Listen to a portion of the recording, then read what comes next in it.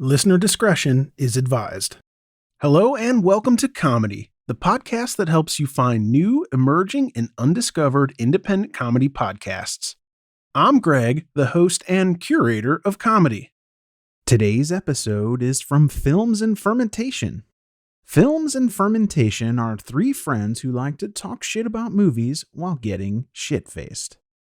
If you like today's episode, make sure to check out the episode description for links to subscribe. All right, let's get this show started. Begin. And we are going to do our tournament. The bracket. We're bringing back the bracket. We're bringing back the bracket. I said it right.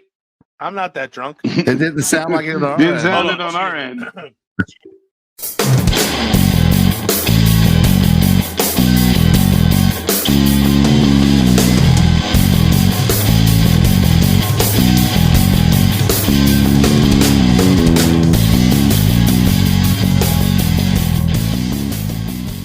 Hey, everybody. Welcome to Films and Fermentation, episode 82.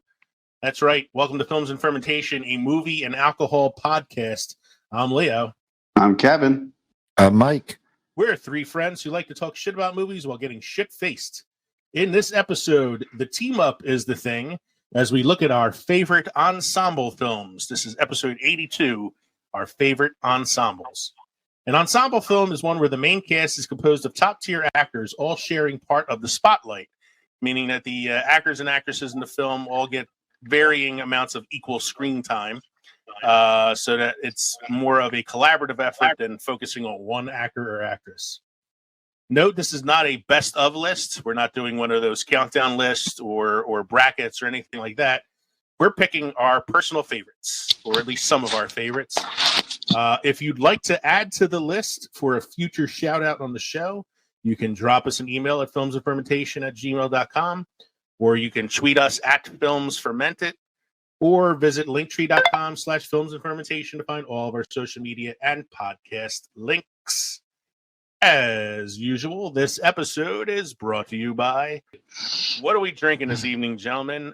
Kevin, you got an interesting looking drink in front of you, I think, because I see a giant straw in my yes. And you guys know I'm not one to really think of anything over the top, or sometimes I'm just lazy. Let's face it. My wife tells me this all the time. I'm lazy from time to time, but I think I'd win if we were doing a themed drink. All right. So I have truly the ensemble drink right here. Can you gentlemen kind of guesstimate what it might be? Long Island. Long Island. Long Island iced tea. My ensemble of triple sec, tequila, rum, vodka, and gin, with a cameo appearance from Coca-Cola. And this is my wedding drink, guys. This is not my wedding drink, but like this is, if I'm going to a wedding and I am not the driver, this is my going to get, messed up really quick kind of thing. So I thought, that is the perfect ensemble. That's all the big clears with a little bit of color. So I was a little heavy-handed, I think, on the vodka this time, but the next one should be better. Mike, what you got going on? I am drinking a beer from my good friend Kevin. The Elysian Night Owl Pumpkin Ale. Nice. Drinking one of the ones that he left behind in your fridge. Yes. They were intentionally left behind. It's not like I forgot them. Yes. It's not bad. It's pretty good. I decided as far as theme goes, I was going to do a beer ensemble. Since Kevin, you gave... So I'm also drinking beers from my friend Kevin. So you gave me the mystery pack on my birthday. Mm-hmm. I actually drank one already the other night. And it was really good. I have to look it up on Untappd because I don't remember the full name of it. But I had... it was a beer. I've had a beer from this place before, but not this particular one. Okay. So it was... now I got to do the sorting. When was the last one I did? There we go. It was from a company called River Horse Brewing Company. Mm-hmm. And It was the Triple Horse. It was a Belgian triple. And it was really, and you know how tough I am with my ratings on Untapped. I gave this one 4.25, which is really good for me. Wow, absolutely. It was a very good beer. So I decided for tonight's ensemble, I grabbed 3 beers from the mystery pack. All 3 were very strange beers that I've never had before. And I was going to let you guys choose the first one I'm going to try. Okay. So we have, or this one's not too strange. This is from Founders, which I've had before. And it's their porter, but it's called the Rich and Sexy Porter. Okay, that's the first one. All right. The second one is from Lord Hobo Brewing Company. It's called the Ocho. It is a Mexican-style chocolate stout. Ooh, Mexican chocolate. And then this is the one that kind of scares me. This is from... what the hell's the name of the brewery? This is... I can't even find the name of the brewery on this place.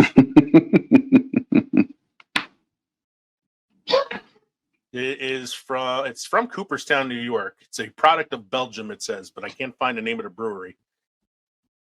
The beer is called Cherry Soufflé. It is a beer with natural flavors colored with vegetable juice. Oh my God! So, gentlemen, which one should I experiment with first in my beer ensemble? The cherry souffle. The cherry, cherry souffle. You want to know about the vegetable juice, right? Yeah. Well, that way, if you don't like it, you have 2 other beers to wash it down with. True, and both porters and like stouts. I was going to ask you for the ABVs on the 3. Do you know? This one is the cherry souffle with the vegetable juice is 8% alcohol by volume. Okay. The Founders Rich and Sexy is 6.5, which is kind of low considering it's a dark porter. Mm-hmm. And the Mexican style chocolate stout called Ocho from Lord Hobo is 7% alcohol by volume. So you're going in descending order. Yes, the vegetable one is the strongest one. So it's a countdown. It's the final countdown. It smells like V8.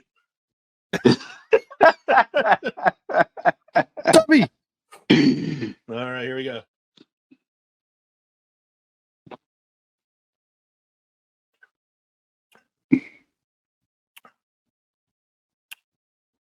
It tastes like V8 with cherries in it. Oh my God. Excuse me. It tastes like I can make tomato sauce. Does it taste thick?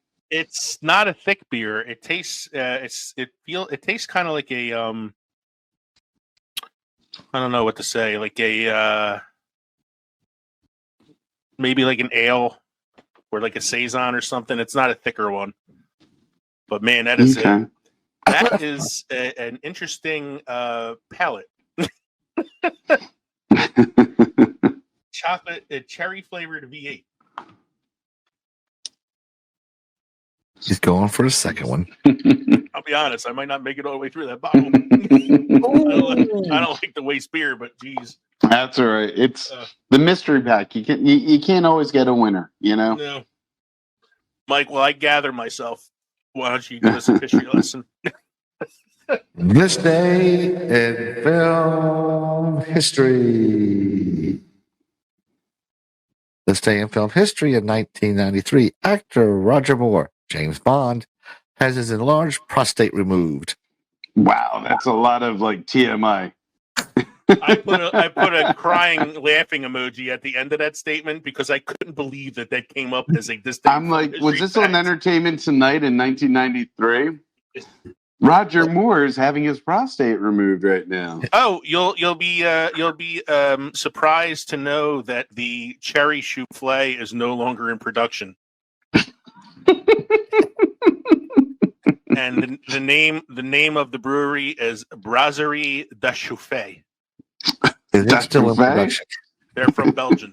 We're gonna check it in, and we're gonna give it a The order buffet.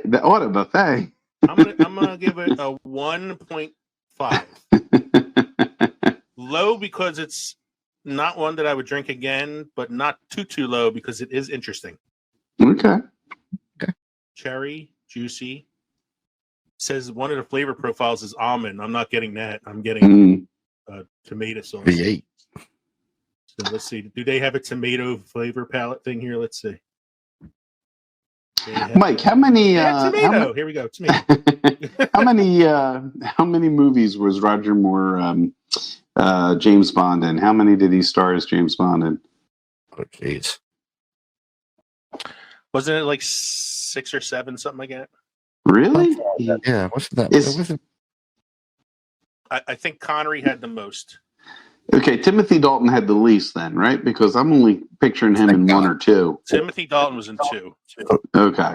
The least was George Lazenby because he was in he 1. did one. Yeah, he did Okay. one. He was the guy between Moore and Connery. It was. That's a question. I'm gonna look that up.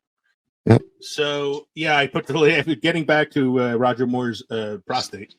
I put a laughing face emoji thing there because I'm like I know, Mike, you looked this up on an actual website, right? This info. Whoopsie. On the It's website just, I use for all this stuff. it's just funny to me that's that was the major factor. I hear they have it on display at Planet Hollywood over in California. It's at the Mutter Museum on Locust Street. It looks like there was 7. The Roger Moore was in 7 feature films. It says, yeah. Yep. Okay. Who played the most James Bond movie? Roger Moore and Sean Connery were each in 7 films. Okay. Daniel Craig did 5. Pierce Brosnan did 4. Timothy Dalton did 2. George Lazenby was 1. And then they actually have David Niven down here in 1 as well because he did the original Casino Royale, which I don't think often gets included in the Bond films. No. Poor George Laserbeam. What's your other fact you got for us there, Mike? In 1998, Shakespeare in Love, directed by John Madden and starring Gwyneth Paltrow and Joseph Fiennes, premieres in New York. Best Picture winner in 1999. It beat out Saving Private Ryan. He did this in between doing this stuff for Madden 98 and Madden 2000, right? This was after Pat Summerall retired. He didn't have anything going on. I got a great idea for a movie, guys. It's Shakespeare. He's got a girlfriend. Boom! There's a play. You got Romeo. You got Juliet. There's a knife. There's poison. They're dead. Boom! Everybody goes home. John Madden, Shakespeare in Love. Hi. I can't imagine. Oh my god! This was an infamous Best Picture winner, though, because it beat Saving Private Ryan, which was pretty much the hands down. People thought was going to be the winner because it won every other prize, won the Golden Globe, Screen Actors Guild, all that stuff. And I know you liked Shakespeare in Love. You also like Saving Private Ryan. Which would you have voted for between the two for Best Picture? Saving Private Ryan. Okay. I like Shakespeare in Love. It's a fun film. It's not historically accurate at all. No. It's a fun film. It's got some really good comedic moments. I enjoy the production of Romeo and Juliet at the end. But Saving Private Ryan is a fucking masterpiece. True. Saving Private Ryan is damn near a perfect film and probably one of Tom Hanks's best performances. Mm-hmm. And I actually just rewatched it recently, and I'm like, yeah, this should never have lost Best Picture to Shakespeare in Love. But part of it was this is back. Harvey Weinstein was in charge of Shakespeare in Love production, and he did a lot of lobbying around Hollywood about the inaccuracies of Saving Private Ryan and why it shouldn't win Best Picture because of it. In the meantime, he's producing a movie about Shakespeare, where Shakespeare is actually a good-looking guy. He wasn't? And if you look at the portraits, he usually looks more like Paul Giamatti than Joe Fiennes. So, yeah, I do like the movie, but no, it should never have won. What's your fun drink fact for this evening, Mike? I'm going to talk to you guys about Linnenkugel's Oktoberfest. From Jacob Linnenkugel's Brewing Company, Chippewa Falls, Wisconsin. I don't know if I should keep drinking this, considering I haven't eaten anything yet. Can I add a fun drink fact that I saw on TikTok? So it must be true. Yeah. Somebody said if you take a Corona Premier and you mix a little amaretto in the Corona Premier and then drink it, it should taste like Dr. Pepper. Now, I don't have any Corona Premier, and I'm almost certain I don't have any amaretto, but I think that would be an experiment. I think that needs to be conducted live during one of our podcasts. I'd be willing to try it. It has to be better than cherry souffle with natural vegetable juice, which when you drink on an empty stomach makes you feel like you're going to shit yourself. So I'm retiring this drink. Number 7, sir.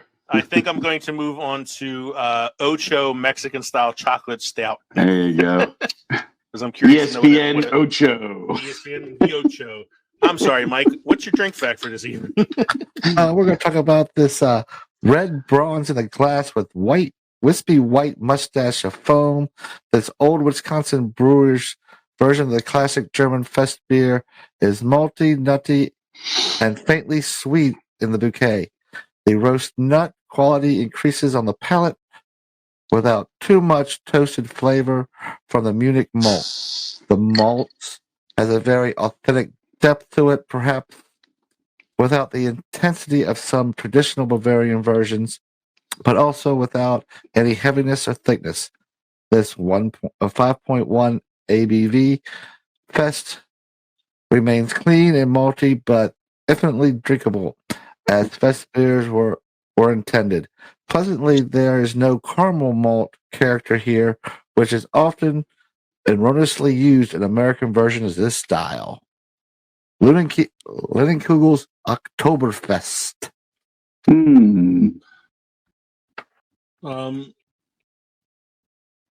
I don't know how to describe this one. Oh God, it's looking worse. I'm not sure if my taste buds are damaged from the cherry souffle, but the Hocho one is an odd flavor. It is a full-bodied Mexican chocolate stout, reminiscent of hot chocolate, but well balanced with a pinch of spice. It has a combination of lactose and dark malts. Oh God, he's in trouble. That provides the beer with a rich hot chocolate-like taste that is topped off with the Mexican hot chocolate-inspired flavors of cayenne pepper and cinnamon. That's what I'm tasting. Leaves a taste that lingers long after you swallow. Fucking A. Ladies and gentlemen, if you don't see this on YouTube, you need to see Leo's faces through this. Watch the God. YouTube video. Sure to keep you Jesus warm Christ. as you head into colder weather months. I don't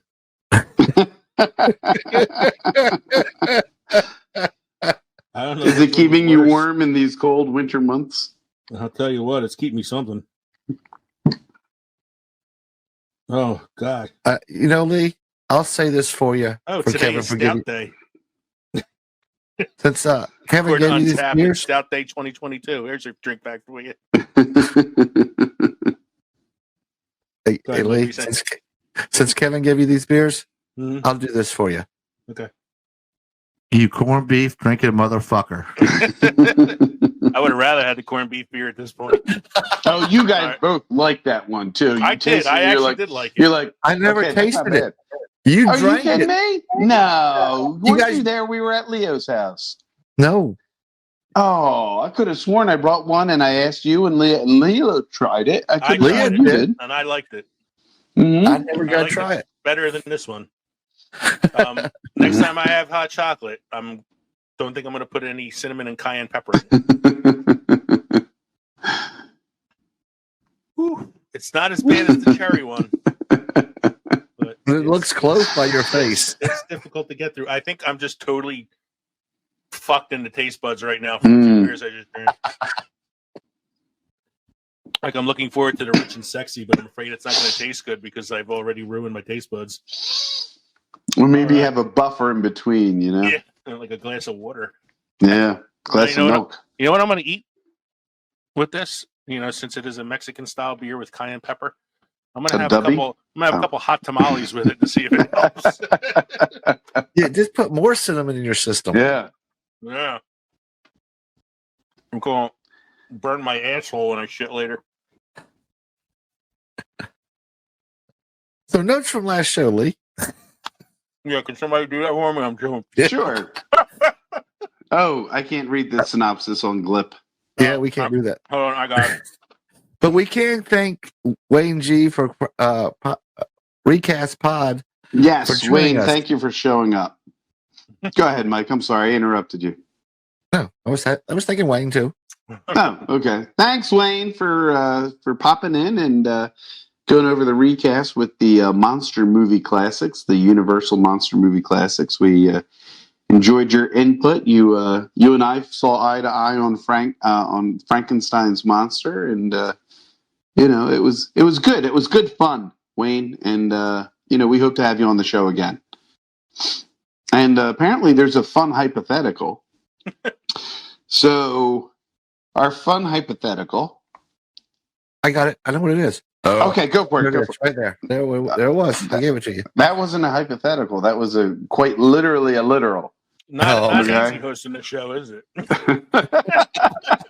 Not when these notes are so vague. We have nothing to read from. I'm sorry, I don't put enough work into the fucking Peanuts are neither pea nor nut. Discuss. Hypothetical. So our glip synopsis from last week's episode, the recasting of the Universal movie monsters, goes like this. The participants talk about scripts for the show, social media for votes, synopsis of the wherewith, length of Dracula, casting of monsters, roles of the Invisible Man, and Coke is not a sponsor.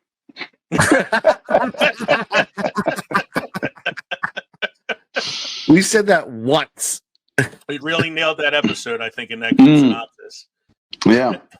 And yes, as Kevin and Mike already said, Wayne G of Recast 2.0 podcast, thank you for joining us last week for our recasted episode. It was a really fun episode.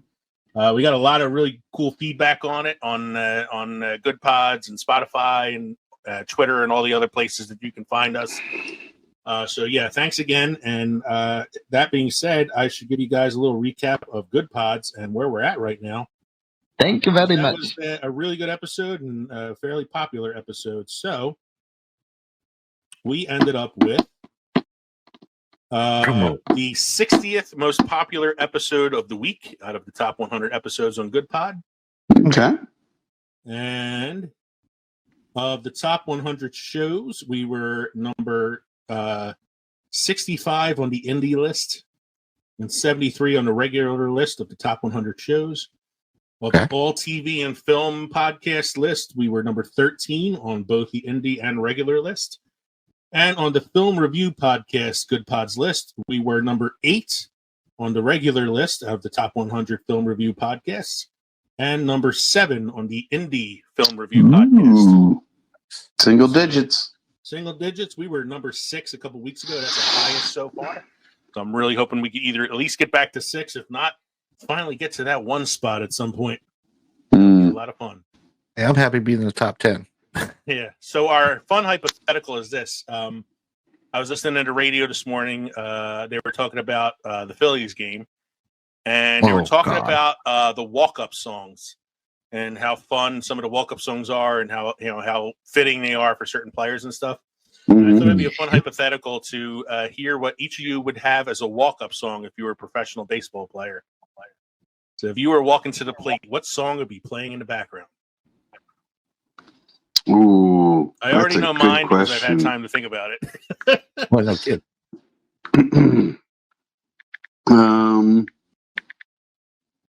I think. Yeah, I think I have mine. Hold on. Nope, that's not it. That's a commercial. Hold on. I can't skip through the commercial. I am going to play the.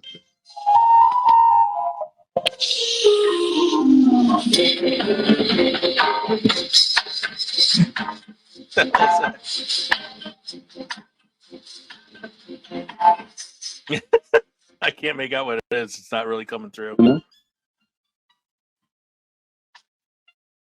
What's the name of the song? Oh, Baby Elephant Walk. Not Baby No, Shark. I thought that would be a funny one. No, I was thinking Thunderstruck by AC/DC. Okay. I like that song. Mm-hmm. I decided mine was going to be Sabotage from the Beastie Boys. Oh, that's a good one. Yeah. I also thought of Why Can't We Be Friends by Casey and the Sunshine Band. Mm-hmm. I think mine would have to be The Devil Went Down to Georgia. Devil Went Down to Georgia? I got another one, though. I mean, between Thunderstruck and either Bulls on Parade by Rage Against the Machine or Closer by Nine Inch Nails. You imagine you're walking up the home plate and all of a sudden you hear in the stadium real loud, I want to fuck you like an animal.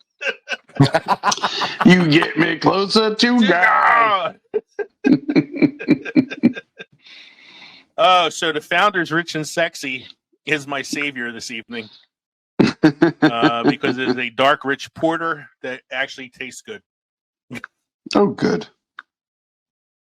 I don't know if I was going to make it through the rest of the show with the stuff I just drank. Oh. So we have some shout outs this evening. As I said, oh my God, excuse me. I am suffering from my first two drinks. Bye, Adrian. We have a lot of shout outs to make because a lot of people showed us some support this week and helped us get ourselves up on those rankings of good pods. Plus, had a lot of nice things to say about the show, that it was a fun episode. They learned a lot. A couple people said it prompted them to go back and listen to the Werewolf by Night episode, which also prompted them to watch the show. Good. Watch the movie. So, it's You're welcome, Disney. Yes, it's a lot of You reciprocation. needed our help. Yes, Disney, not an official sponsor. So my shout outs go to, first and foremost, Wayne from Recast the 2.0 again for coming on the episode and helping us out. Wrestling World with Austin Boyer, because Austin's always giving us shout outs on his show. The Manic Pixie Weirdo Podcast, Bar Banter Podcast, 8750 with Yeti F. Space Castle Pod, who created our show logo. The Fandalorians. We have some new podcasts on our shout out list this week. The Paranorm Girl Podcast, All Hallows Eve. Today we laughed and learned.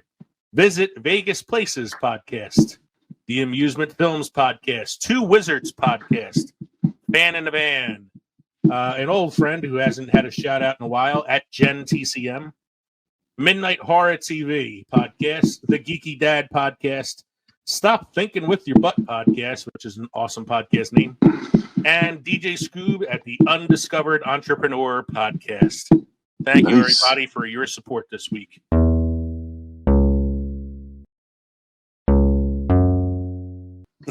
little bit. Oh, by the way, gentlemen, I have moved on to another Kevin beer. Nice. Which one's The that? Great Pumpkin Imperial Pumpkin Ale. That's a good one. Nice. That was very good. Yeah. I'm slowly working through the Long Island. I'm about halfway done. I'm almost done this porter already. Wow. It was a good palate cleanser for the other two I drank. So our main segment this evening is our picks for best ensemble films. So as I said earlier in the show, this is not a best of list. This is not one of our bracket shows. This is each of us picked 5 films that we enjoy watching that are all ensemble films. And I actually cheated on mine. Because for one of them I picked a trilogy, and for the other one I picked every film that a particular person has made. So I figured we can go back and forth with our lists. Each one of us talk about one, go to the next one. And then at the end, I thought maybe we can kind of vote on, of our 15 picks here, which one is the best ensemble film, in our opinion. Okay. So I picked first the Lord of the Rings trilogy. Now, that is a cheat. I picked the trilogy, but my reasoning for it is all 3 films were filmed at the same time.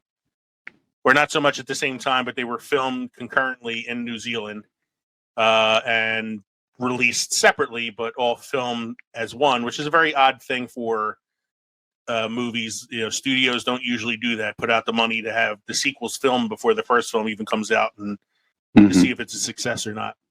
but it is an ensemble film. You have Ian McKellen as Gandalf. We have Elijah Wood as Frodo Baggins, Ian Holm as Bilbo Baggins, Samwise Gamgee played by Sean Astin. You have Viggo Mortensen as Aragorn. You have who was Legolas? Orlando Bloom. You have Liv Tyler. You have Hugo Weaving. I mean, you can keep going on with this. Even Gimli is a fairly well-known actor whose name is escaping me at this point. But he actually plays two roles in the film because he is Gimli and he's also the voice of Treebeard. Hold on, Lord of the Rings. Isn't it not Ray Fiennes? John something. John Rice. Yeah, he's got three names. Yeah, John Rice. John Rise and Fall. Yeah, the guy from Indiana Jones. The guy from Indiana Jones, yeah. We also have Andy Serkis as Gollum. You have Christopher Lee as Saruman. My God, there's so many people. Kate Blanchett as Galadriel. I'm going through Dominic Monaghan as Mary. God, John Rhys Davies, that's his name, as Gimli. I mean, it's such a massive cast. Yeah. You forgot Boromir. Boromir, played by Sean Bean. Sean Bean! We did a whole podcast on him. Come on, we did a whole podcast. So we could do a whole podcast just on the Lord of the Rings, man. Yeah, we did it. If we did a minute by minute, he died in the field. Yeah, if we did a minute by minute podcast, it would be a 13-hour podcast. Wow. Gentlemen, you gotta wonder. Do certain actors at a certain point before they accept movie roles? And Ian McKellen is coming to mind with this. Does he try to find out what other actors are in the movie? Like, does he feel I have enough? I'm having enough of an ensemble cast that I don't need to carry this all on my shoulders, or am I the big name on this? This is on me. This is going to be like my starring role. Do you know what I'm saying? Like, I can't recall lately, and I'll be honest, I haven't even looked it up, of anything where it's him as the star with a bunch of, like, not B actors, but like lesser known actors. You know, I think the last movie that comes to mind of him like that might have been Apt Pupil, rather. You know, where he was the star. Yeah, I mean, it was essentially, that's, you think of that movie, he's the name you think of. Mm-hmm.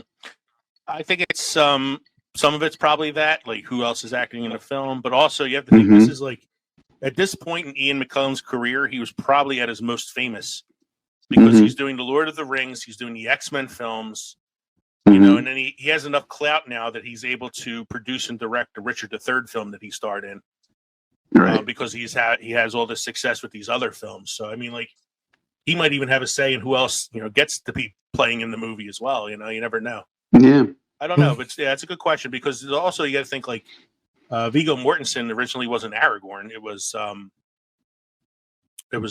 Stuart Townsend. Don't say it. Oh, okay. I thought it was going to be somebody else. In the Queen of the Damned film. And then he left because he didn't think he was right for the part. They brought in Viggo Mortensen, and he obviously fit the part because, you know, can't imagine anybody else at Aragorn at this point. No. I feel like Lord of the Rings is one of those things we've talked about so much. I don't know what else we can say about it, but it is technically an ensemble film. And I'm thinking of like, when you asked that question, that made me think of The Godfather. So, like, The Godfather is technically an ensemble film as well when you look at who stars in it, and the fact that even though Brando won the Oscar for Best Actor, he actually had the same amount of screen time as Al Pacino, who was nominated for Supporting Actor.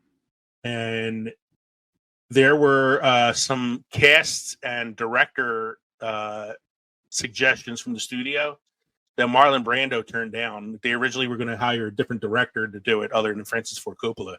And when they told Marlon Brando who they were going to hire as the director, he said, well, if you're hiring him, I'm walking off the project. Oh, wow. And it's one of the reasons they ended up going with Coppola is because Brando approved of him. So, I mean, yeah, I think when you get to a certain point in your career, you probably do have enough clout to do something like that. Yeah. So, Mike, what's the first one on your list?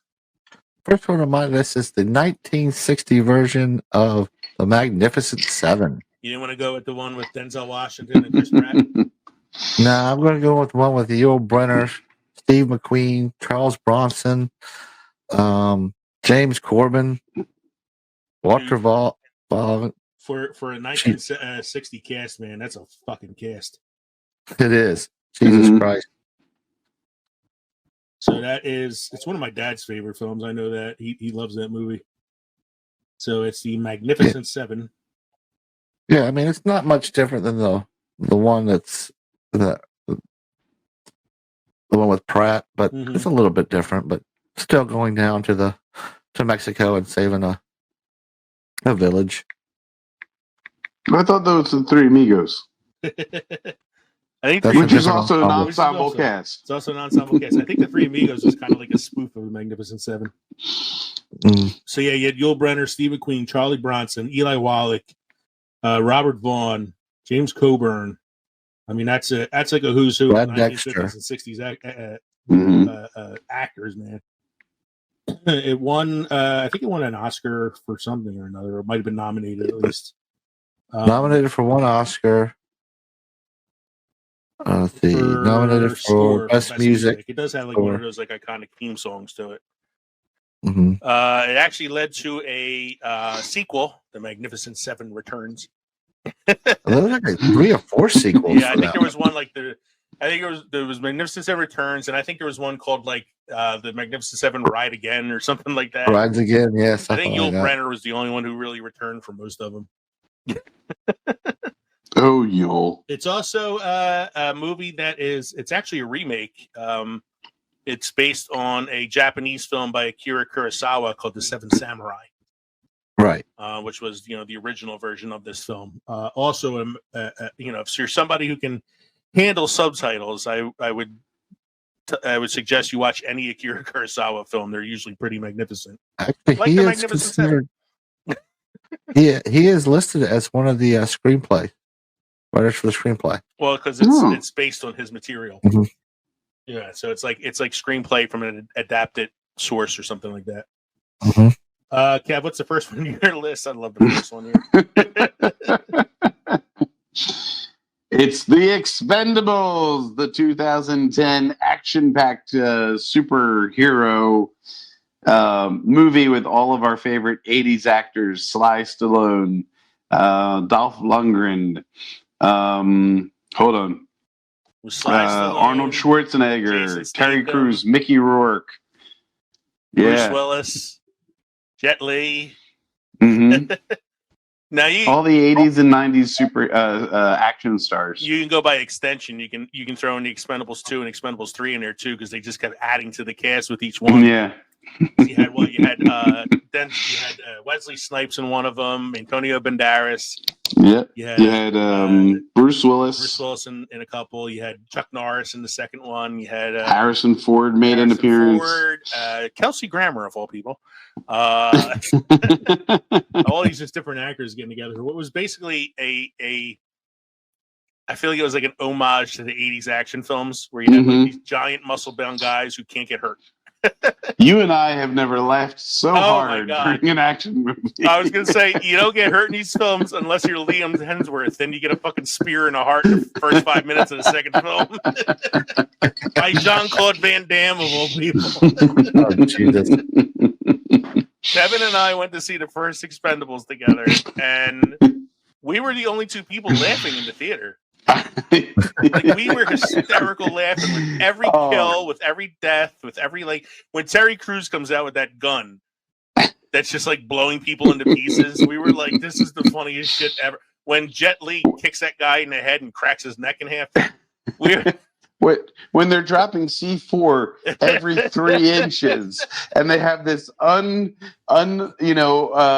exhausted pack of C4 that they're going every 3 inches. There's another pack of C4 around this entire compound. I love it. Like, the whole goal of that film is the Expendables are trying to save this island from this dictator. So their way of saving the island is basically blowing the whole fucking island up. Of course, that makes they would later steal that plot from Man of Steel. He saves the world by destroying half of it. I also like the unnecessary subplot with Jason Statham and his cheating ex-wife, Charisma Carpenter. Oh my god! And then the second and third film are just as funny. The best part of the second film is when Chuck Norris tells his own Chuck Norris joke. The Expendables. If you're looking for a lighthearted fare that you don't have to think a lot about while you're watching it, we forgot to mention that the first Expendables also has Stone Cold Steve Austin in it. Oh, I forgot. He was the What? henchman to the main villain, played by Eric Roberts. in it. I mean, that's What? like a who's who, man. That fucking movie. It's hilarious. So we go from a movie like The Expendables to the second one on my list, Glengarry Glen Ross. You're gonna keep it all fucking classy. And Yeah, shit. I had to be all classy. This is a film that if you want to be an actor, watch this movie because you're getting a master class in what it means to be an actor when you watch this film. It stars Al Pacino, Ed Harris, Alec Baldwin, Kevin Spacey, Jack Lemmon, and Alan Arkin. It is a phenomenal piece. It's based on a stage play by the same name, and it's about these down on their luck, basically real estate con men trying to sell these shitty properties to like older people and just scrape by to get a living. And it's just a lot of interaction in the office, what it's like to live their lives, but just the fact that, man, it's this like ensemble of amazing actors all giving it 110%. And then the scene with Alec Baldwin, which is just a 10-minute cameo scene for him, wasn't in the stage play. It was written specifically for the movie. But I can't imagine a movie without that scene. It's a phenomenal scene. Great dialogue, very well-rounded characters. I can't say enough about this movie. It's a film from the 90s that I wish had more of an audience. It did lead to a Best Supporting Actor Oscar nomination for Al Pacino, who subsequently also won that year for Best Actor for Scent of a Woman. But I actually think he deserved the Oscar more for this film than he did for Scent of a Woman. I don't know why I thought this was an 80s movie, not 92.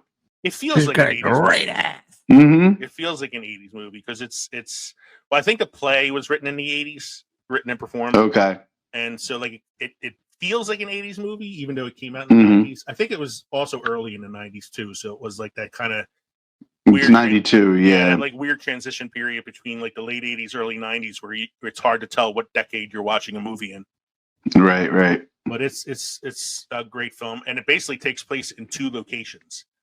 It's their office and the Chinese restaurant across the street that they all hang out at. Like that's the only two locations. It's such a great movie. What's up, Bob? You want to say hi to everybody? And we're back. We're back. Took a mini break so I can give my wife a kiss and get another beer. So we are on the second one on Mike's list. When I saw you put this one on your list, I was like, "You motherfucker! You took one that I should have had on my list." Well, I told you the weekend before. I know, put and on I my should have list. thought of it myself. The 1967 The Dirty Dozen, starring Lee Marvin, Ernest Borgnine, Charles Bronson, Jim Brown, Telly Savalas, Donald Sutherland, Robert Ryan, George Kennedy, and the character actor Richard Jekyll. You're missing an important character there too. The one who plays what the hell was the character? I can't remember the character's name. I'm trying to remember the actor's name now too. He actually went on to become a director himself. Dirty Dozen. John Cassavetes. John Cassavetes, yeah. So John Cassavetes went on to be a director himself. He plays Franco in the film. Yes. He was nominated for three Oscars he has an Oscar nomination as director, an Oscar nomination as a writer, and an Oscar nomination for supporting actor for The Dirty Dozen. Like that's pretty impressive to be nominated in three separate categories like that. One of Lee Marvin's best films. Early movie for Charlie Bronson. Mhm. One of Jim Brown's first movies. Won the Oscar for best effects and sound effects. Yes, one for best sound effects, which is a weird Oscar for it to win. Yes. It should have been up for best picture, but I don't think it had a chance of winning. No, probably not. And this was the basis for. Oh no, wait, that was A Great Escape. Never mind. Well, it's Great Escape is it's another classic film. That's also another like ensemble piece, and that was the basis for Hogan's Heroes. That's where I was going with that, but I feel like in the 1960s, a lot of the war movies were all a bunch of ensemble casts. We have a lot of them in the 60s. You have the Green Berets with John Wayne. You have Dirty Dozen. You got the one. I think it was mentioned. easier then because the studios actually contracted the actors, so it's like yeah. It's also a time where you had a lot of like those studly men too, like Lee Marvin. You also had Von Ryan's Express with Frank Sinatra in the 60s. So I mean, there was a lot of like war films. It was also because you also had Vietnam going on. So I think it was a lot of it was like these World War II films that were meant to kind of like boost the morale, support for the soldiers. Yeah. I love The Dirty Dozen. One of my favorite films. Great movie. I always talked about how it was the film my dad and I were watching the morning of my wedding. What you didn't know, this was a trivia fact I just read, was that Lee Marvin's was pregnant at the time. So it was actually the Dirty Baker's Dozen. Oh, yeah. Yeah, Lee Marvin, one of the most testosterone-fueled actors in the history of Hollywood. Actually, in the trivia on he was expecting. IMDb, it says Lee Marvin referred to this movie as crap and just a dumb moneymaker. Probably one of his most popular films. I always love. I think of here's another ensemble film for you. Reservoir Dogs. It's an ensemble film. You got Harvey Keitel, Steve Buscemi, and all those guys. But there's a great scene in it where Harvey Keitel is just about to fight Michael Madsen's character, Mr. Blonde. They're about to get into a big row, and then they kind of stop and kind of laugh at it. And Michael Madsen points at Harvey Keitel and he goes, "I bet you're a big Lee Marvin fan." Harvey Keitel goes, "This fucking guy." Great man, great pick. So, Kevin, your second one's a great pick as well. Yeah, mine is The Departed, with Leonardo DiCaprio, Matt Damon, Jack Nicholson, Mark Wahlberg, Martin Sheen. I believe Alec Baldwin has a part in this as well. Ray Winstone, Anthony Anderson, Vera Farmiga. Yeah, this is the movie that finally won Scorsese an Oscar. Yeah, and this was a nice. This was a New England mob movie. Irish mob. Irish mob movie. It's got some great quotable lines in it too. I love one of my favorite lines in the film is when you meet Frank Costello for the first time, the Jack Nicholson character, and he's on the beach with Ray Winstone, and he just shoots this woman in the head, and she hits the ground, and he goes, "She felt funny," and Ray Winstone looks at him and he goes, "You need to talk to somebody. You know that." I don't think he gets enough credit for the film Ray Winstone as Mr. Right, no, because he's just a goon, He's got the great scene where DiCaprio's drinking the cranberry juice at the bar, and the guy goes, "What's the matter? You got your period?" And he beats the shit out of the guy. And Ray Winstone goes, "Only I get to kick people's asses around here. Who the hell are you to kick people's asses?" He goes, "What were you drinking anyway?" And he goes, "Cranberry juice." And he goes, "What's the matter? You got your period?" like testing him out. Without asking too many questions, do you have anyone in with Costello presently? Maybe, maybe not. Maybe fuck yourself. Mark Wahlberg is awesome in that film because he's basically Mark Wahlberg. He's playing Mark Wahlberg. He's got a great line where DiCaprio says something to Martin Sheen, and Martin Sheen goes, "Who said that?" And he goes, Henry Thoreau. And Mark Wahlberg goes, What's the matter? You don't know fucking Shakespeare?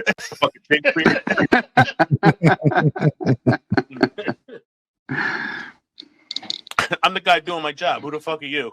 You must be the other guy. Why is the last patient of the day always the hardest? Because you're tired and you don't give a shit. It's not supernatural. I like the scene when DiCaprio goes to Nicholson's home to meet him and like interview with him, and he's talking to him. And he's holding the dismembered hand as he's talking to him, and he's like pointing at him with the dismembered hand. He's a sick man in that movie, Jack Nicholson. Great film. My next one on the list is Ocean's 11. And you can, by extension, say Ocean's 12 and 13 as well. We all knew you were going to put it because this is the movie that made you want to do this. Yeah. What about Ocean's 8? Ocean's 8? Have you seen Ocean's 8? No. Not great. No.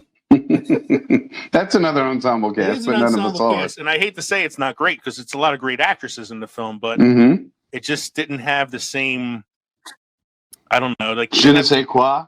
Yeah, it didn't have the same energy as Ocean's 11. And you know, it's a shame because I like Sandra Bullock, I like Cate Blanchett. I even don't mind Awkwafina too much, but it just wasn't the same kind of film as Ocean's 11. So Ocean's 11, of course, starred mainly George Clooney and Brad Pitt, but you also had Matt Damon, Julia Roberts, Bernie Mac, Elliot Gould, Casey Affleck, Scott Conn. Who else was in it? Carl Reiner. What was his name? Cheadle. Don Cheadle. Thank you. I couldn't remember his name. I mean, it's a hell of an ensemble cast, and everybody has a unique character. They have their unique talents. I love the little Chinese guy that's like the acrobat guy. Where the fuck you been?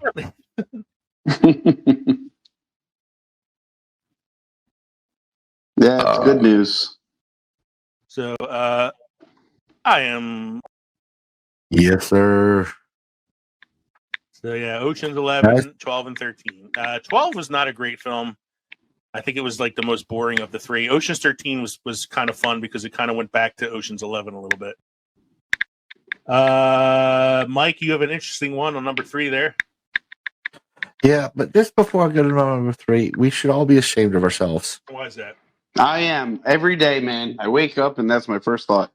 None of us put Ghostbusters down. Well, here's the reason why I didn't put Ghostbusters down was because they were just getting into, I mean, Bill Murray and Dan Aykroyd kind of had an established, but I would have said those were the only two at the time. I mean, yes, Harold Ramis had, some movies, but I wouldn't say it was like big. Ernie Hudson had nothing. Sigourney Weaver still coming into her own. Rick Moranis, yeah. Okay, I would have said if you want to say anybody else had a big name in that film, it was probably Sigourney Weaver because she was coming off of the Alien film. Alien. And Rick Moranis had some television. He had some television notoriety. He was supposed to be John Candy in that role, so he was kind of a backup to begin with. Yeah. Ernie Hudson was not a well-known actor. Danny Potts was not a well-known actor at the time. It would have been if they could have gotten Eddie Murphy like they wanted to for Winston. Harold Ramis was also like split in time between acting and directing. I would also say it's if you look back on it now I would say it's an ensemble cast because everybody's so well known now. Yeah. Back then I would have said no because if you really watch it, Bill Murray has the most screen time in that film. True. It's not an even amount of screen time like you would typically get in an ensemble film. Although it's, nowadays I would say yes, it's probably an ensemble film. But if you're basing it back on 1984.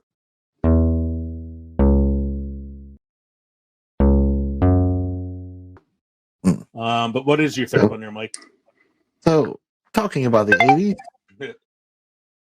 1988 classic, Young Guns. That is a good one. That is definitely an ensemble. Kiefer Sutherland, Charlie Sheen, Lou Diamond Phillips, Jack Palance, Terrence Stamp, Terry O'Quinn, Emilio Estevez. Emilio Estevez. Casey Shamasco. Patrick Wayne. Dermot Mulroney. John Wayne's son, Patrick Wayne. Yeah. Mm-hmm. Great film. And then you have, the two that are just pretty much Cameron from Ferris Bueller's Day Off. He was in the second one. Oh, he was in the second one. My bad. He played oh my I don't gosh, remember the character's name he played, but he was in the second one. Frank something or Henry. I don't remember. I don't know. He wanted a name. That was the thing. He wanted a name. Yeah, he was the second one. Yeah. Second one starred William Peterson from CSI as Pat Garrett, who was the friend of Billy the Kid. Also had Viggo Mortensen in it. It did as well, yeah. Yeah. Not as great a film as the first one, though. I think the first one was a better film. It was. But the second one wasn't terrible. No, but the first one was the one, if you want to watch a good one, watch the first one. Great shootout scene at the end. Charlie Sheen's only in it for like 20 minutes. Think about it, he gets killed very early in the film. He does. It's really an Emilio Estevez vehicle when you think he's Billy the Kid. So he's like the guy you want to see on film. Right. But you see all of them. Well, I'm going to say because of the gang. When you break it down, though, like Kiefer Sutherland gets a lot of time in that film as well. He does. Yeah. No, I haven't watched Young Guns in a long time. I gotta pull that up at some point and watch that again. Yeah. Here's a bit of trivia for you. The song "Blaze of Glory" by John Bon Jovi won an Oscar. But I was going to say yes, but it was for the second movie. Kev, your third one is one that I'm so angry at myself for not putting this on my list. This is an 80s ensemble. This is the, one of the ultimate 80s ensembles. You have Tim Curry. Oh, I'm sorry. I should probably say it's Clue. Yes. It's the board game brought to life, an underrated movie. It's funny as hell. If you pay attention, it's hysterical. It's based off of the game where, it's a whodunit there are people dying throughout it. And it's got Tim Curry. It's got Madeline Kahn, Christopher Lloyd, Michael McKean, Eileen Brennan, Martin Mull, Leslie Ann Warren. Man, I had the hots for Leslie Ann Warren. I always thought for the longest time back in the 80s. For the longest time, I thought it was what's her face? Oh my god! These fucking beers have messed me up so bad tonight. Bernadette Peters, Susan Sarandon. Oh, I could see that. Yeah. Very similar appearances. They do. They had very similar look. But man, I thought Leslie Ann Warren was hot. I was more about Colleen Camp as a vet. Oh, well, that's true. Yes. Yeah. Madeline Kahn at the time was pretty attractive too. No, she always was. Like I just watched Blazing Saddles recently again, and I forgot how awesome she was. Flames. Flames. I'm gonna go home and make love to my wife. I'm a plant. Just a red Don't they call herring. guys like you a fruit? So this is actually probably one of the best examples of ensemble because not one person in this film is really like a superstar. No. Right. Yeah. So Madeline Kahn has always been like a character actress in a lot of the Mel Brooks films. Tim Curry is known for playing all these quirky roles anyway. Christopher Lloyd is still 2 years away from doing Back to the Future. So at this point, he's pretty much known for Taxi. Yeah, for Taxi. Eileen Brenneman was a TV actress who very rarely did film. Same with Martin Mull. He was a stand-up comedian. The other guy, the one that plays Mr. Green, was on Laverne and Shirley. Michael McKean. Yeah, he was Squiggy. No, he wasn't Squiggy. He was Lenny. Lenny. So it was kind of like this is like a perfect example of an ensemble cast because you have all these actors who share equal screen time, but none of them are like superstar actors. Yeah, and it's such a smartly comedic film. And here's a piece of trivia for you on it. In the game Clue, in the board game, no two characters can be in the hallways at the same time The characters have, Oh, really? have to be in individual rooms. You can only have like one character in the hallway. So whenever you see the characters in the movie in the hallway together, there's always at least two characters running into each other because you're not supposed to be there. The fourth one on my list is Pulp Fiction. So I had mentioned Reservoir Dogs earlier. I actually was tossing it up here for Quentin Tarantino films. I could have did Pulp Fiction. I could have did Reservoir Dogs. I could have did Inglourious Bastards. I could have did Django Unchained because it feels like a lot of his films are ensemble films. Right. But I felt like Pulp Fiction, even though Reservoir Dogs is his first film, Pulp Fiction is the one that made him who he is. It was his first successful film. He won the Oscar for Best Screenplay for it. He was nominated for Best Actor. It was the return of John Travolta to the A-list. You had Samuel L. Jackson in his first major role, Uma Thurman, Ving Rhames, Bruce Willis, Eric Stoltz, Rosanna Arquette. Steve Buscemi has a cameo role in it. Yeah. I mean, Brian Dennehy. Yeah. Mm-hmm.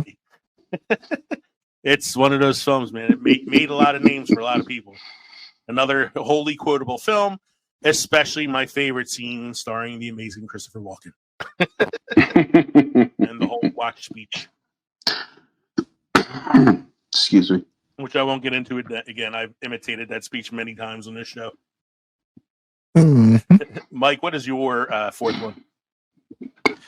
Mine is the 1992, my favorite 6 Degrees of Kevin Bacon movie, A Few Good Men.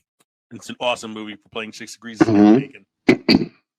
We got Tom It's an Cruise, awesome movie. Awesome Just movie an in awesome general, movie. Tom Cruise, Jack Nicholson, Kevin Bacon, Demi Moore, Kiefer Sutherland, Kevin Pollak, J.T. Walsh, Noah Wiley, Cuba Gooding Jr., Matt Craven. I mean, I forget that Noah Wiley has a brief scene. Could be, yeah. Mm-hmm. Go ahead, Mike. I mean, this is loaded with stars all over the place.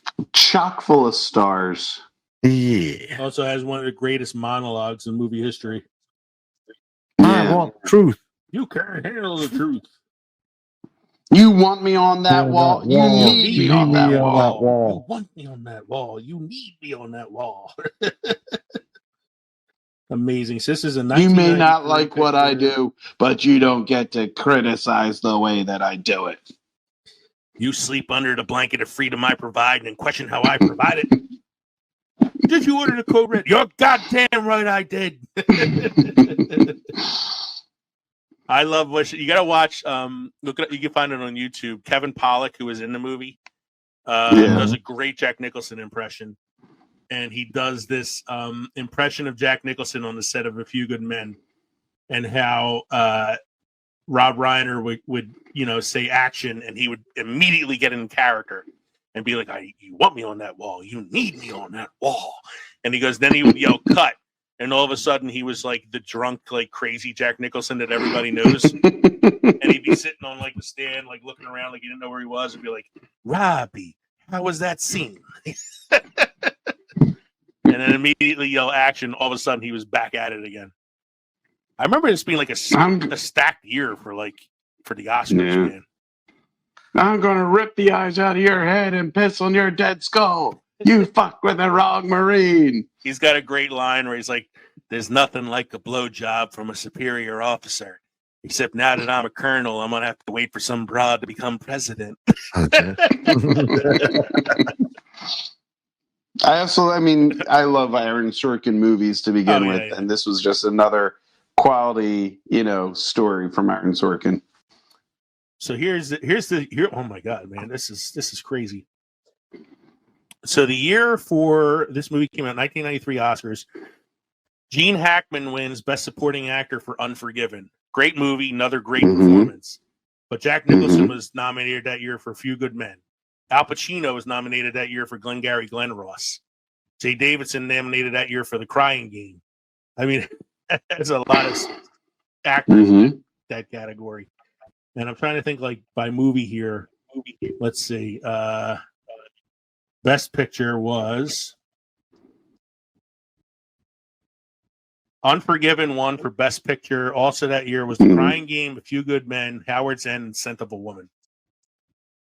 That's it. Hooah! That's a stacked year for movies, man. I think The Right Movie won. Unforgiven is an amazing film. But A Few Good Men, I think, was a very, very tight runner-up that year. Yeah. It was your fourth film there, Kev? X-Men, the 2000 version of X-Men, which was sorry about that. That was Hugh Jackman's breakout role, and I would say that's fair to say it was his breakout role, right? I think that was supposed to go to, why can't I think of his name? The Scottish actor. I'm gonna look it up now. It's Douglas, or I can't think of his name. I know. Anyway, but you got Patrick Stewart, our favorite Captain Jean-Luc Picard, Ian McKellen, reintroducing us to Famke Janssen.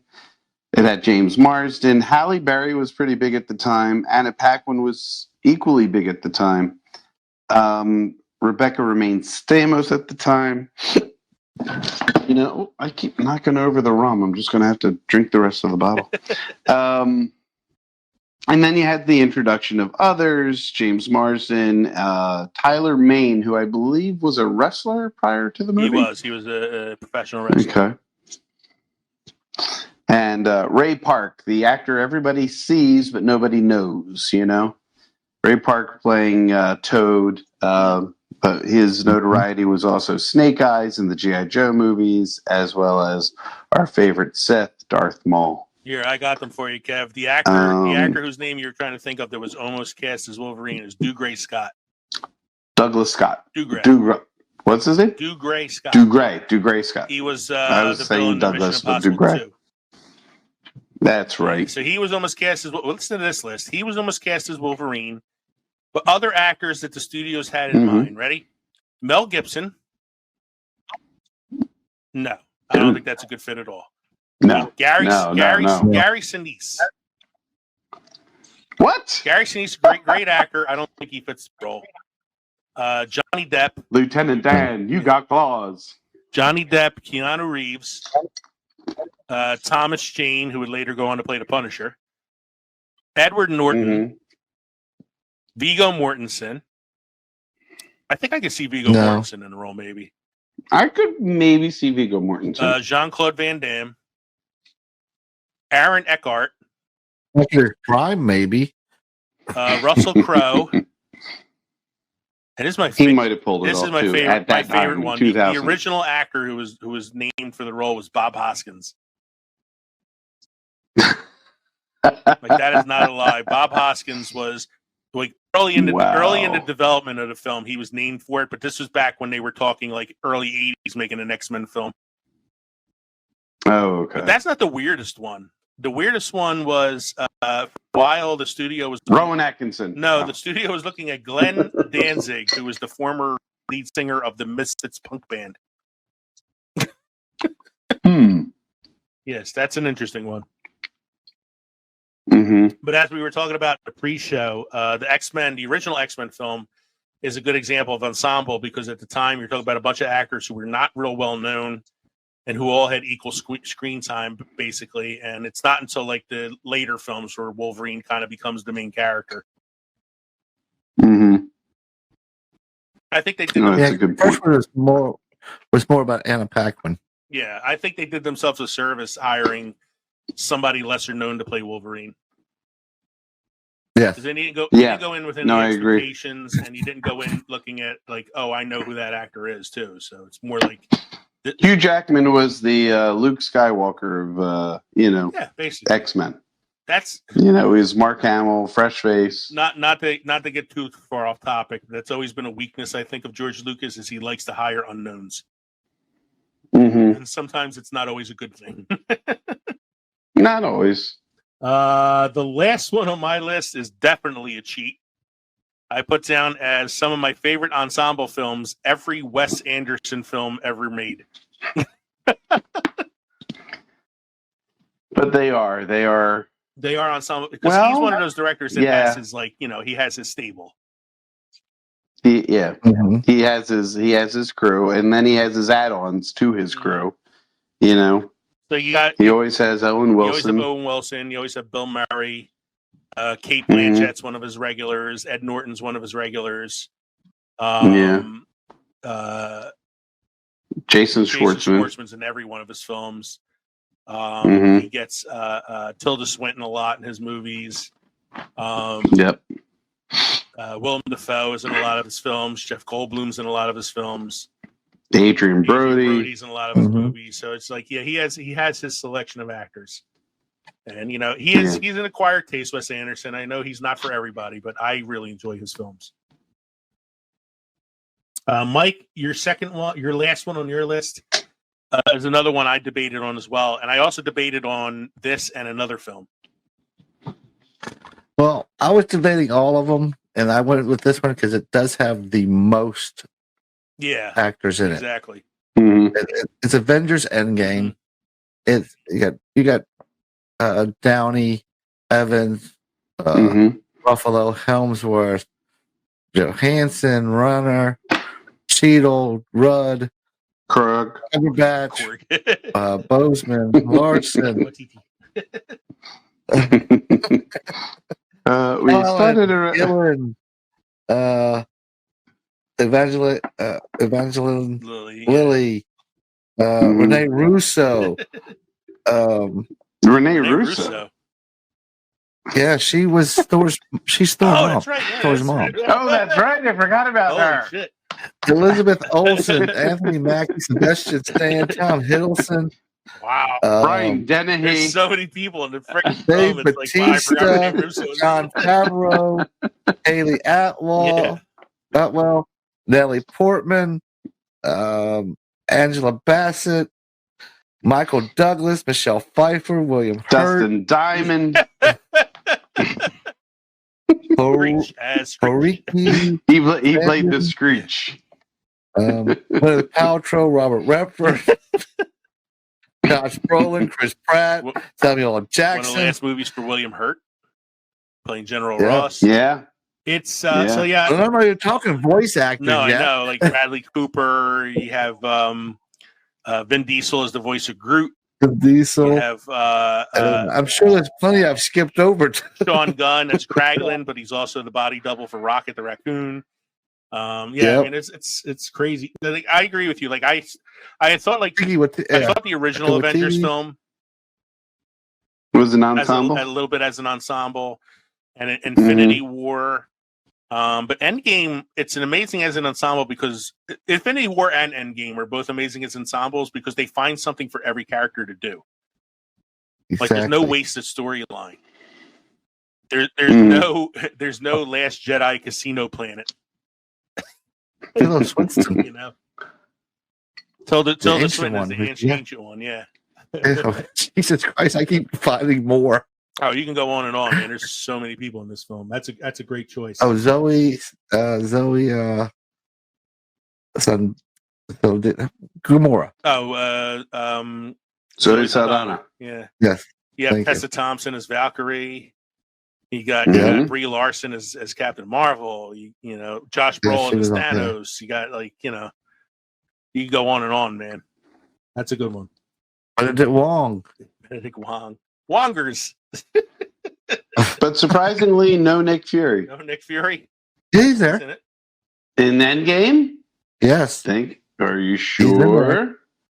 He's listed on IMDb. He's listed. I'm replaying the movie in my head, and he's well since gone. Except for the funeral scene. The funeral scene is where we see Nick Fury. Yeah. You're right. He is in there. You got to remember the funeral scene because it also has the kid from Iron Man 2 in it. That's true. And Kevin's last one? And I also thought of one more after this, but I mean, we can discuss this in a quick little, how you doing? Less Miserable. Less Miserable. I'm sorry. Les Miserables. Les Miserables, blah, blah, blah, blah, blah.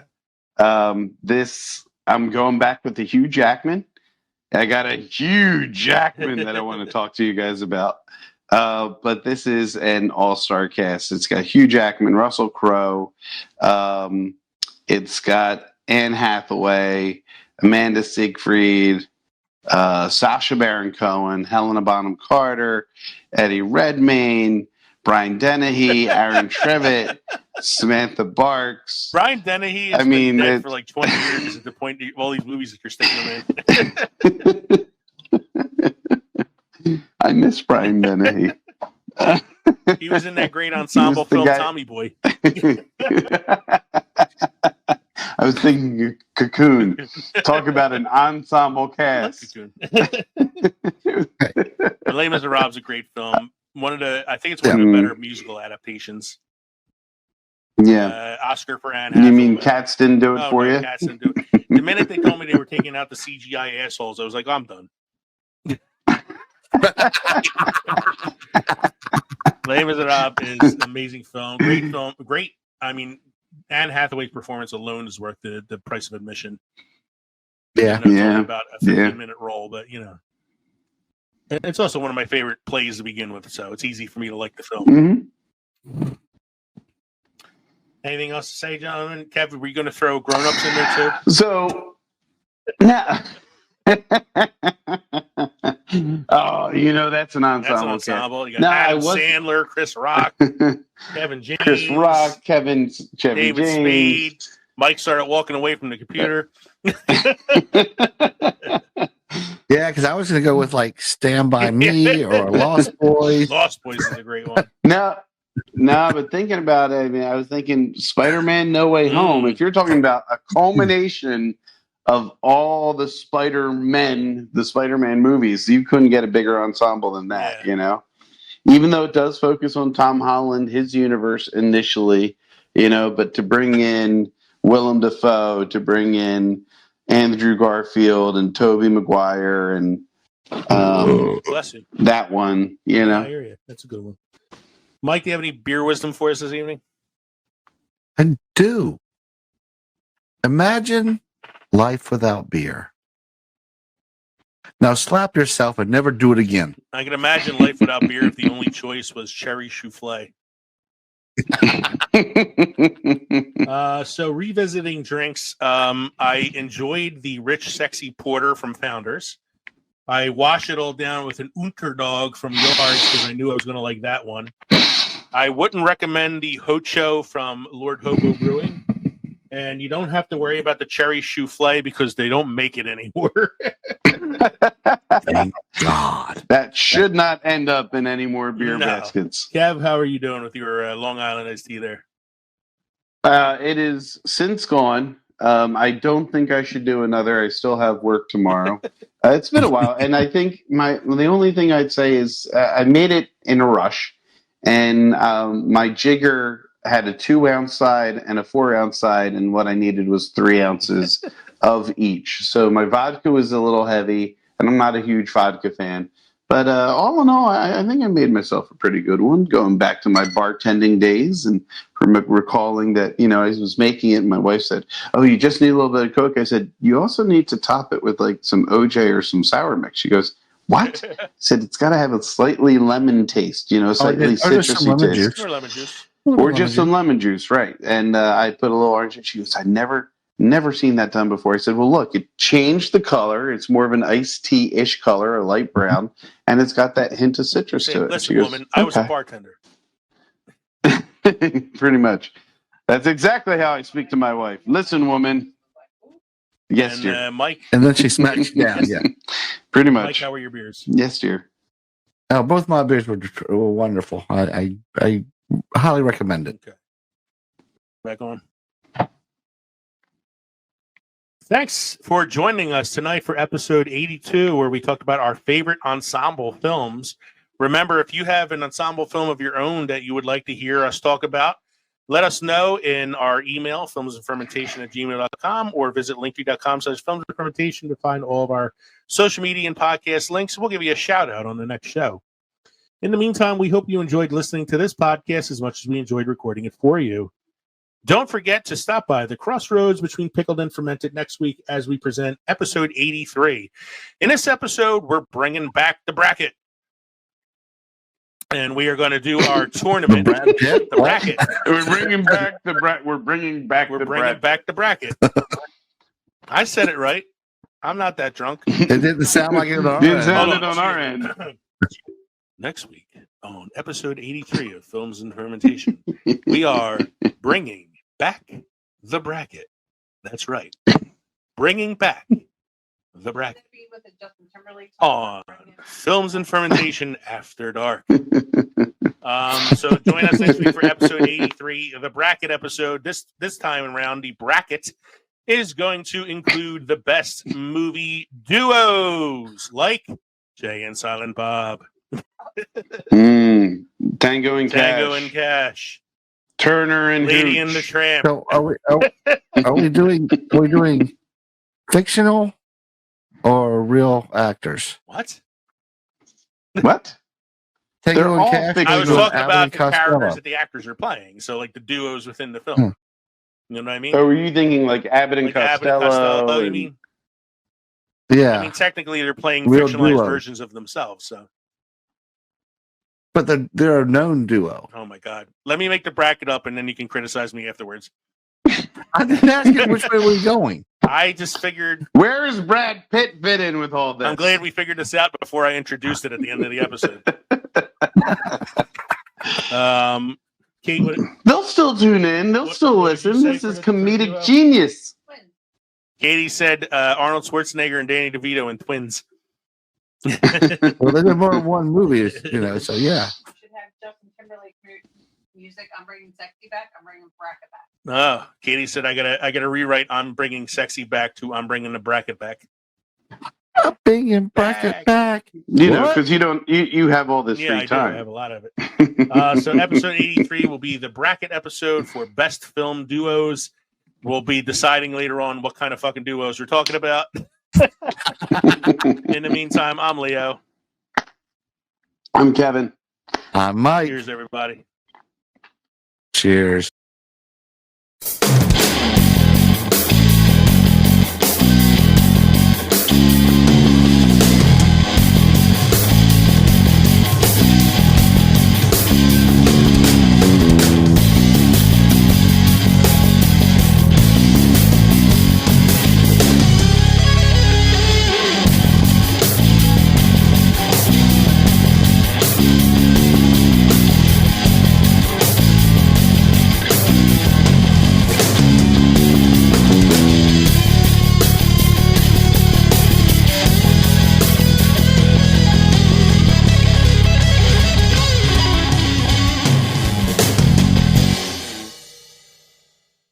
Thanks again for listening to Comedy by Indie Drop-In Network.